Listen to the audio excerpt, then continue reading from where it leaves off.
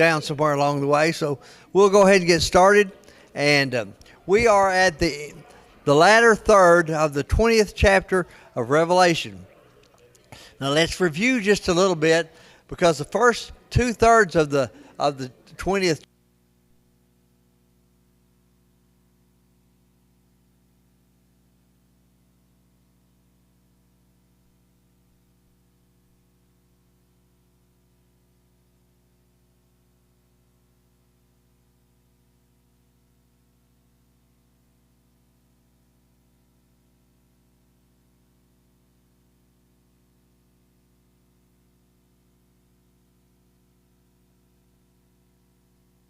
Okay, is that better? Yes.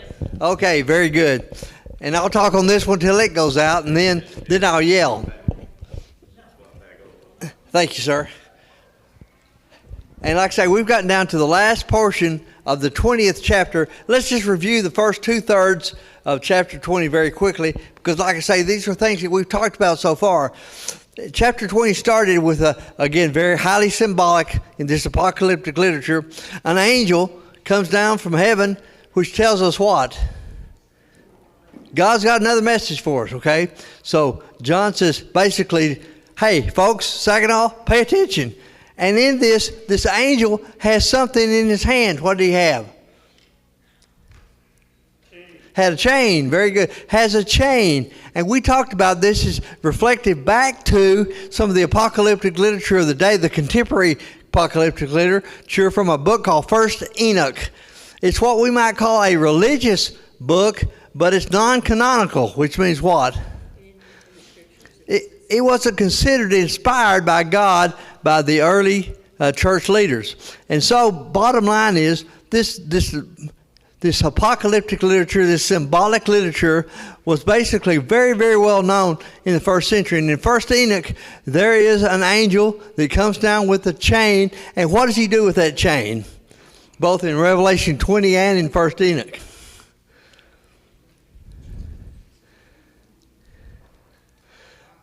Very good. He binds whom?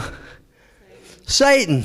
And like I say, in that non-canonical book, First Enoch, exactly the same thing happened. Satan is bound by a chain. Now, like we said last week, historically, that made a lot of sense to these first century Christians, because the Romans, as we said, when they conquered a new province, they had a ritual, if you want to call it that, called a triumph. And in that triumph, if you'll remember, what did they do? Very good. The conqueror, generally one of the Roman generals, sometimes the Caesar, rode in his chariot behind the day's captives, walking in chains in front of him, which symbolically said what? These people are bound and I'm in control. Well, the same thing symbolically is saying here, when Satan is bound by this chain, symbolically, what's the message to the first century Christians that are suffering so badly at the hands of the Romans? God is in control. And in the little man-made caption that's put in the study Bible mine, says Satan is bound. Now let me ask you, we emphasized this last Sunday morning. Satan's defeated.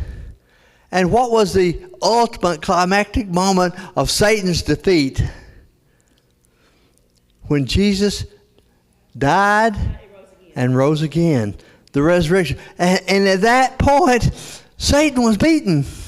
Satan was beaten. But then there's a second scene, if you want to call it this, vision, if you want to call it here, that even though Satan's been beaten, ultimately, the war's been won, Satan still has what? He's still got power. He's still a menace. He's still a threat if you don't hold on to God. And that is a very controversial part of Revelation right here, because he makes mention of what we call the millennium. And we said the millennium literally means what? 1,000 years. That is a Latin phrase for 1,000. So there's this millennium. We said there were three schools of thought regarding this millennium that is mentioned here in Revelation 20.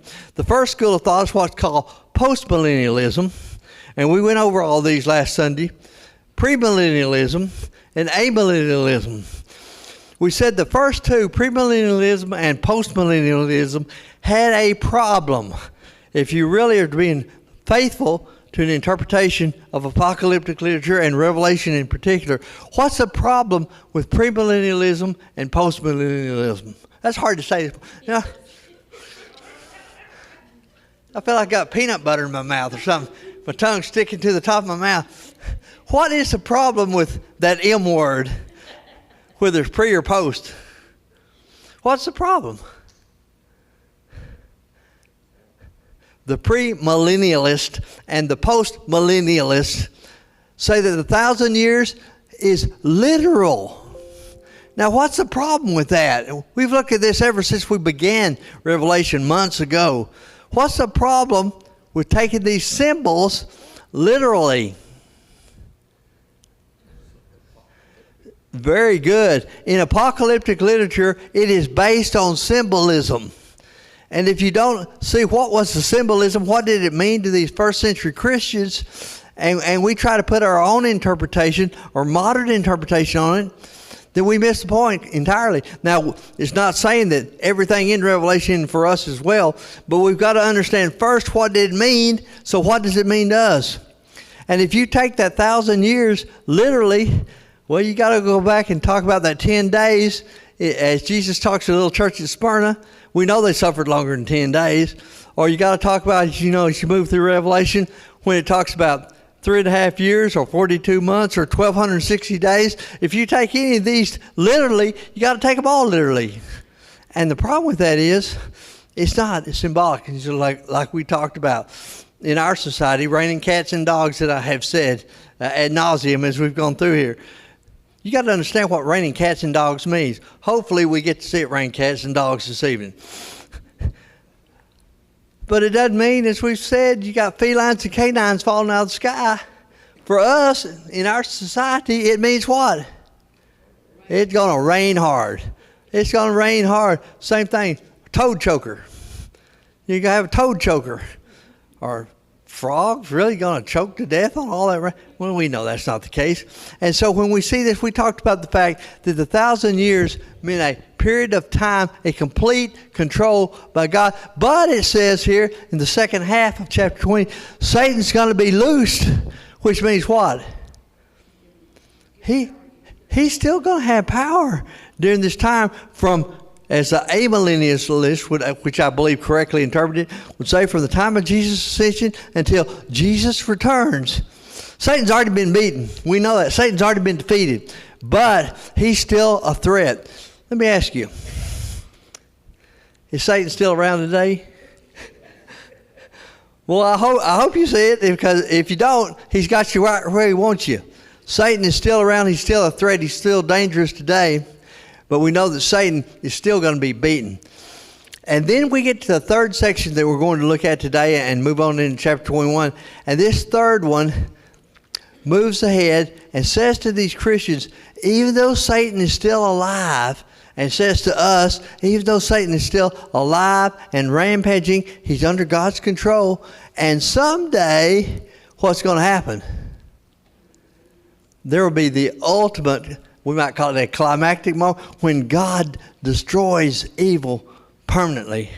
No more evil. In fact, if you look at that very verse 10 there, and the devil who deceived them was thrown into the lake of fire and brimstone, where the beast and the false prophets are also, and they will be tormented day and night forever and ever.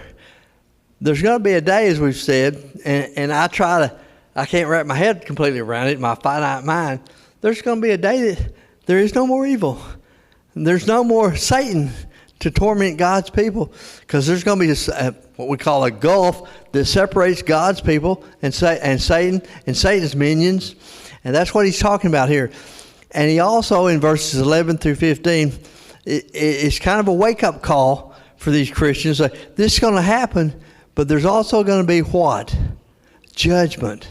There's going to be a final judgment. I wonder how many people in our world today really, truly believe that concept, and really truly believe that the basis of that concept, the the basis of judgment, and he's going to point it out very clearly several times. He says, based upon what we do in this physical life and the grace of God. Now, let's start in verse 11.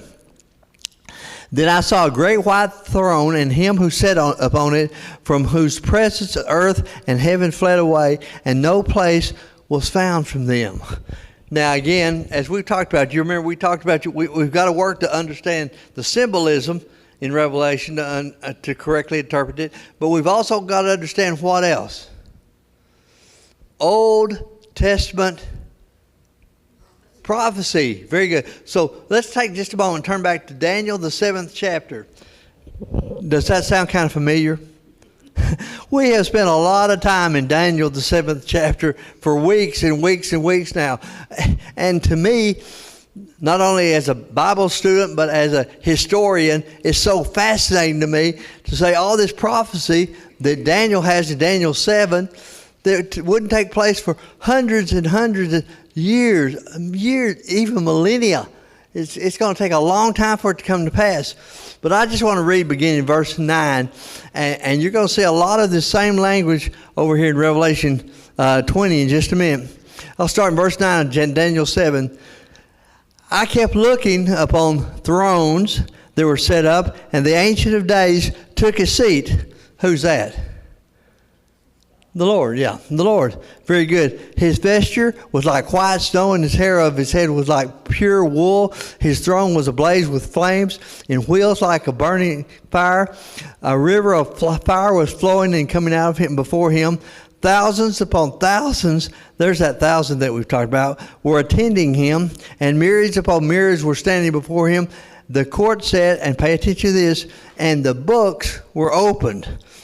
Now keep in mind, Daniel is in Babylon with the Jewish exiles after the Babylonians have conquered Israel. The final invasion was 586 BC. These people are in exile.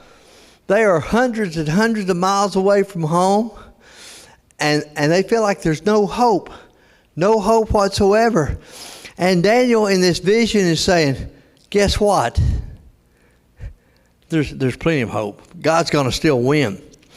Then I kept looking because of the sound of the boastful words which the horn was speaking. That was Rome. I kept looking until the beast was slain, and the body was destroyed and given to the burning fire. And the rest of the beast, notice plural, because remember in Daniel 7, he saw how many beasts? Somewhere between 3 and 5, if I give you a hint. 4 beasts arrived. We said historically, you look at, there's no doubt. He's talking about Babylon. He's talking about Medo-Persia. He is talking about the Macedonian or Grecian Empire. And he's talking about number 4, Rome. Folks, this was centuries before Rome ever came to power. And he's prophesying. In Daniel 7, Rome's going to be destroyed. Just like the other beast. And even Babylon hadn't fallen then. Babylon's still seemingly omnipotent at that point. And then he goes on, he says, I kept looking in the night visions, and behold, the clouds of heaven, one like the Son of Man was coming. Who was that? That's Jesus. We know that. He was coming, and he came up to the Ancient of Days, and he was presented before him, and to him was given dominion, glory, and a kingdom, that all the peoples, nations, and men of every language might serve him. His dominion is everlasting dominion, which will not pass away. And look at this last sentence right here. And his kingdom is one which will not be what? Unlike all the earthly kingdoms. Unlike the Assyrians and the Babylonians and the Medo-Persians and the Greeks and the Romans and every other earthly kingdom, the ones that are present now, and the present have been present in the past, and the ones in the future, as long as God sees fit to allow this whole earth to continue, they're all going to be destroyed. But one kingdom, which is what? The church, will not. And we're going to see that very clearly as we continue back in Revelation, the 20th chapter. Okay, keep in mind that prophetic statement that Daniel just made in Daniel 7 as we read the rest of this. And I saw the dead, great and small, standing before the throne, and the books were opened. We just read that where? Daniel 7:10, same thing. And another book was opened, and the book of life, and the dead were judged from the things which were written in the books according to their deeds. Their deeds when? In this life, in this physical life. And the sea gave up the dead which were in it, and death and Hades gave up the dead which were in them, and they were judged, every one of them, according to what? Their deeds, okay? By the way, we've talked about before, Satan's greatest trump card has always been what? Death. Death. That was, when Jesus went to die on the cross, what did Satan think? I won. Did he win? No, 3 days later, Christ arose. Now, we'd seen other people raised from the dead, but no one like Jesus, the only one that was truly worthy of this accolade. The death and Hades were thrown into the lake of fire. This is the second death, the lake of fire. What's that? Hell. Yeah. Now, who's going to experience the first death? We talked about that last week. All of us. Very good. We're all going to experience. Every single one is appointed for once for men to die, and after that comes what? Judgment. And then at that point, who is not going to endure the second death? God's people. God's people, the church, is not going to endure. He says, and if anyone's name was not found written in the book of life, he was thrown into the lake of fire. Now, like I say, those first two scenes, if you will, in Revelation 20, he's saying, you all know this. We've talked about that Satan is going to be defeated, he's already been defeated by the Lord, rising from the dead, ascending to heaven, and he's going to be ultimately defeated. But he still has power. You still need Revelation 2:10 that we have quoted over and over and over again. Be faithful even unto death. And the same message is being brought here. Now, let me tell you, we're going to get in chapter 21. I don't know if we'll have time to finish it or not. After we read this and after we get a good grasp on the interpretation, if you ever get down, read chapter 21. And really chapter 21 and chapter 22 are the best news that God's people could ever hear. That's how he ends Revelation. Here's these folks we have detailed over and over and over again how badly these people are suffering.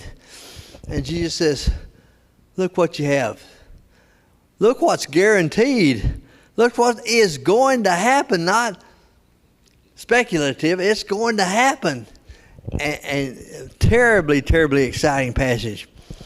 And then I saw, verse 1 of chapter 21, a new heaven and a new earth.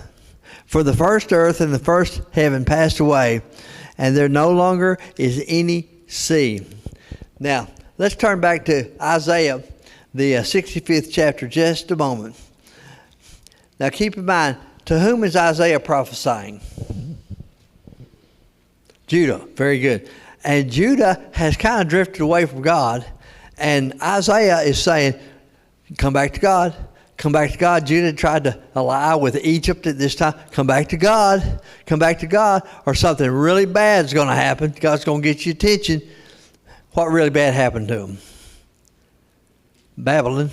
Babylon invaded, like I say, 3 times. Now, this is written before Babylon invades. 605 BC, 597 BC, and 586 BC, Babylon invades. Isaiah is writing, he's pre-exilic. He said, this is going to happen. It's going to happen. But look at verse 17 of Isaiah, the 65th chapter.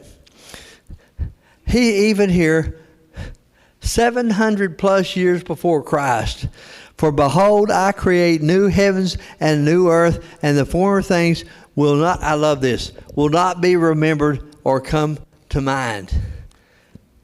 How does that make you feel? Don't raise your hand because I know the answer. Anybody have any memories you just as soon not remember? I think we all do.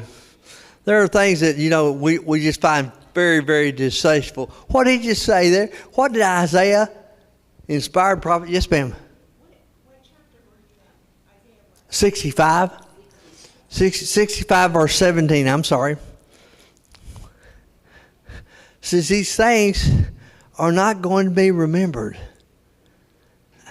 I don't know about you. Well, I think I know about you because I think all of us are probably in the same boat. But they're just things I just soon forget. Negative things, bad things, just troubling things. Those are all gone. You know, I've heard a preacher say one time, it's going to be so wonderful in heaven, we won't have time to think about anything negative that happened on earth. That's kind of a paraphrase of what I see Isaiah saying, and basically what I see is being relayed to these Christians in the 21st chapter. And that last phrase right there, and there no longer is any sea. Now, as many times as redundant as I have been talking about the sea in apocalyptic literature, what did we say the sea always represented? Not just Revelation, but any of these religious apocalyptic works or secular apocalyptic works of the evil. Can you imagine no more evil? I just, when I read that, it's kind of like I was a kindergarten principal the last 10 years of my career, and I had a little boy one time. I said, "How are you doing today?" He said, Mr. Melton, I feel good all over. That makes me feel good all over, I guarantee. Verse 22, this one we understand too because we've heard this symbolism for many, many years. And I saw the holy city, New Jerusalem, coming down out of heaven from God, made ready as a bride adorned for her husband. Now we know that symbolism, don't we? Who is the bride of Christ? The church. And in this 21st chapter, where do we see the church collective and the members of the church individually? They're with God. They're with God. And we see this very clearly as we move on. And I heard a voice from heaven saying, "Behold, the tabernacle of God is among men, and he will dwell among them, and they shall be his people, and God himself will be among them." Now, a key thing to understand this is that word, the tabernacle. What was biblically the tabernacle? It was the place of worship. Very good. In the Old Testament, before the temple was built in Jerusalem, and the tabernacle, the special significance of the tabernacle was not only was it the place of worship, it was what? It was movable. True. It was God's dwelling place. It's where God, you think about it, dwelt among his people. Okay, but now, if you look at that, he says, "Behold, the tabernacle is God among men." So now he says, you don't have to have a tabernacle. Because where is God when it comes to his people? He's within you. You all can quote Acts 2:38. What does Acts 2:38 say? Exactly. You shall receive the gift of the Holy Spirit. And the Holy Spirit with God's people dwells where? Within us. And we see this even more clearly as we move on. And he will wipe away, we love this verse. Most of us know verse 4. And he'll wipe away every tear from their eyes, and there will no longer be any death, and no longer be any mourning or crying or pain. The first things have passed away. Now stop and think for just a moment. We understand, most of us understand clearly how that affects us. Think about this audience to whom this is being written. What do we say the status of these folks were? Oh, I think it's a good word. Mary used the word tormented. They're being tormented. They're suffering badly. Had to button my shirt, by the way. We had the grandkids all week, and so there may be all kinds of things out of place this morning. Just take that into consideration and show me some grace if that's the case. I told my neighbor, he came across the street. He comes every morning and we drink coffee. I said, "John, I'm going to have to quit drinking coffee early this morning. I got the jitters already. It's not the coffee." But he talks about this idea, and then he goes on, and he who sits on the throne, this verse 5, "Behold, I am making all things new." And he said, And think back to chapter 1 when we first started. Write, for these things are faithful and true. What did he tell John back in chapter 1? You write these visions down, the people need them. Did the people need them in the first century? Do the folks in Saginaw in 2026 need them? Now, this old boy sure does. He said, write them down. I'm faithful and true. And then he said to me, it is done. I am the Alpha and the Omega. What's that? The beginning. That's the first and last letter of the Greek alphabet. The beginning and the end I will give to the one who thirsts from a spring of water of life without cost. Where have we heard that before? I'm sorry? Very good. The Samaritan woman at the well, Jesus says, I'll give you living water. You can drink it and you'll never thirst again. She said, give it to me. Jesus said, well, he gave it to her. He gave it to her, and that's what he's saying here. He's saying to these first century Christians, he's saying to you and me today, hey, I can give you, we might call it peace, solace, a promise, glory. It's all here. Just trust in me.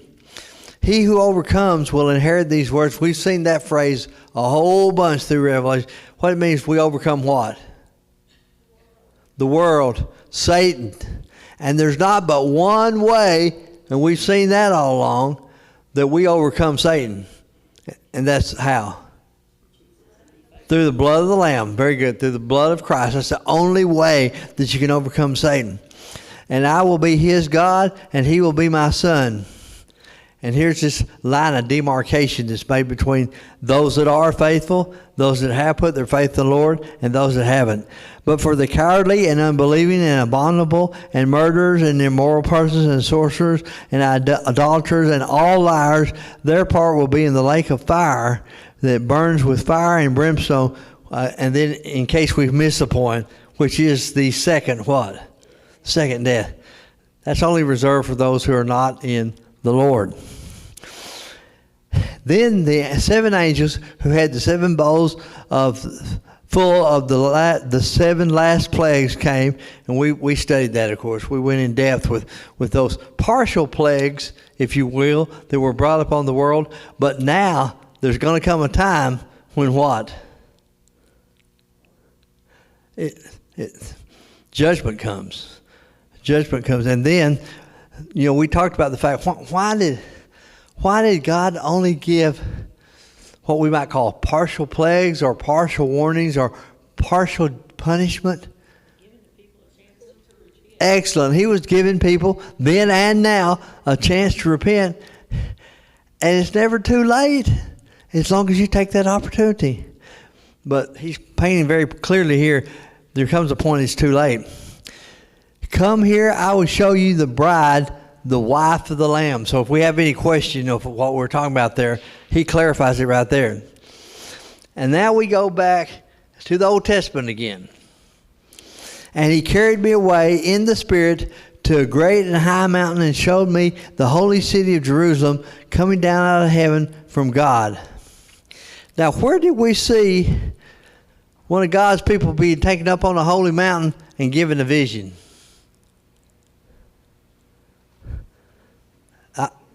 I'm sorry? I'll give y'all a hint, okay? Ezekiel, in a chapter between chapter 39 and chapter 41. Very good. I was going to say, y'all a little slow this morning, folks. I know the weather's hot, but Ezekiel chapter 40, do you remember? We went back and we read this. We'll not turn back there right now, but I'll refresh your memory. Remember, Ezekiel, he's writing to whom? He's writing to Judah after they've been taken to Babylonian captivity. We talked about Isaiah wrote before, Daniel wrote during. They're in Babylonian captivity. I mean, I can't imagine the trauma they're feeling. They've ripped out of their homes, their families, a lot of their loved ones have been slain. They're captives, and they're there. It looks absolutely hopeless. But God takes Ezekiel up on a mountain and shows him this scene. And this scene, he sees the temple. Now, why was that eye-opening for Ezekiel? When the Babylonians captured Israel or Judah for the last time in 586 BC, what did they do to the temple? They destroyed it. They razed it to the ground. There was nothing left. But he sees the temple, and the angel has a golden measuring rod, and he is measuring the temple. Now, that was a very soon prophetic occurrence, symbolically, and then one for us that we're talking about right here in chapter 21. What was that symbolic reference to those captives in Babylon? What was it saying? The temple is going to be what? Rebuilt. Rebuilt. The temple is, you all are going back home someday. You're going back to Judah, to the land of Israel. And when you get back there, the temple's going to be rebuilt. God's going to be with you. Did it happen? Oh, yeah. But we also talked about the fact in apocalyptic literature, the measuring of anything referred to protection and raising someone up and delivering them. And so the message was twofold. God's going to deliver you. God's going to take care of you. And God's also going to make sure that Judah is rebuilt. We called it Israel after they came back. Okay, so let's go on with this. New Jerusalem. We'll talk about New Jerusalem here. Having the glory of God, her brilliance was like a very costly stone, as a strong crystal clear jasmine. Or stone crystal clear jasmine.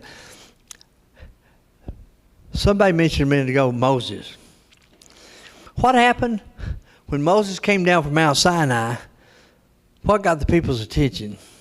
He was glowing. When Jesus came back on what we call the Mount of Transfiguration, what kind of got Peter, James, and John's attention? He's glowing. And anytime someone was in the presence of God, what happened? The brilliance of God and the radiance of God, they glowed. They stood out. And so we're seeing the same thing here. It had a great high, talking about the New Jerusalem here. It had a great high wall with 12 gates, and at the gates 12 angels, and names written on them, which were the names of the 12 apostles of the sons of Israel. Now, what do you think the New Jerusalem is? Heaven. Yeah. What's the significance of all these 12s in here? Yeah, what did we say? Very good. Way, way back, we said anytime in apocalyptic literature in Revelation that you saw a multiple of 12, it always referred to what? God's people. In the Old Testament, remember, there were 24 of these elders that were in heaven back in chapter 4 when we first saw it. We talked about 12 tribes of Israel, 12 sons of Israel, represented God's people in the Old Testament, and the 12 apostles that represented God's people in the New Testament. So, and you're going to see a whole bunch of 12s here in just a minute. It's just going to continue. So, you got these gates. What does that tell you? And this great high wall, symbolically, what's that saying? It's God's abiding presence and the abode of His people is protected. And it's also controlled because there's these gates here. There were 3 gates on the east, and 3 gates on the north, and 3 gates on the south, and 3 gates on the west. Now, I'm not a mathematician, but 3 plus 3 plus 3 plus 3 equals what? 12. It's amazing, isn't it? And the wall of the city had how many foundations? They had 12 foundation stones, and on them were the 12 names of the 12 apostles of the Lamb. It just goes on and on and on. It's very clear Who's going to be in the New Jerusalem? All of God's people. I mean, the totality is stressed in that 12. The one who spoke with me had a golden measuring rod to measure the city and the gates and the wall, just like Ezekiel 900 years before. Same vision, same thing. And again, this whole idea is protection. God's going to take care of his people. There's no more worries, no more danger. The city is laid out as a square, and its length is as great as its width. And he measured the city with a rod, 1,500 miles, which is also, some of your translations talk about 1,200 stadia. You know, like, or 12,000 stadia rather. A stadia was approximately 600 feet.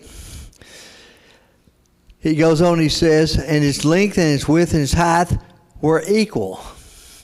So that made this vision, what does the New Jerusalem, symbolically, what's its dimensions look like? It's a cube, yeah, a square. It's a cube. You think back to the Old Testament, is there anywhere else that the same description is given? Tell you what, let's turn back to 1 Kings, the 6th chapter. And while you're finding your way back to 1 Kings 6, this is where Solomon is building the temple. He's building the temple. And God is giving Solomon precise measurements and details of how the temple is going to be. And then we get down to chapter 6, verse 20. The details, if you will, begin to talk about the most special place in the temple, which was what? The Holy of Holies. And why was that the most special place, not just in a temple, but in all of Israel, where all of God's people were? That's where God dwelt. That's where God, to use a quote that we used just a moment ago, dwelt among his people. And so verse 20 of 1 Kings 6, the inner sanctuary, or the Holy of Holies, was 20 cubits, that's about 30 feet, in length, 20 cubits in height, and 20 cubits width, and 20 cubits in height, and it was overlaid with pure gold. In other words, the Holy of Holies was also what? It was a cube. And we see the same symbol. These people would have known that.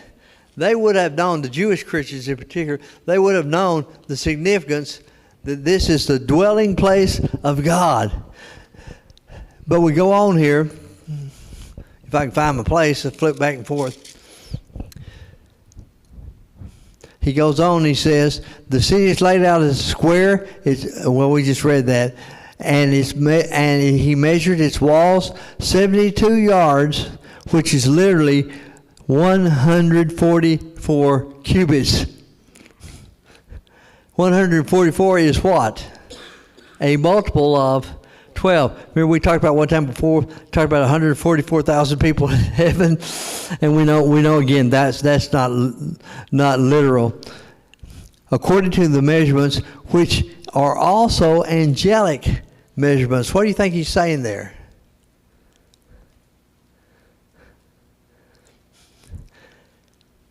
He's saying this has a spiritual connotation to it. Again, don't take these things literally.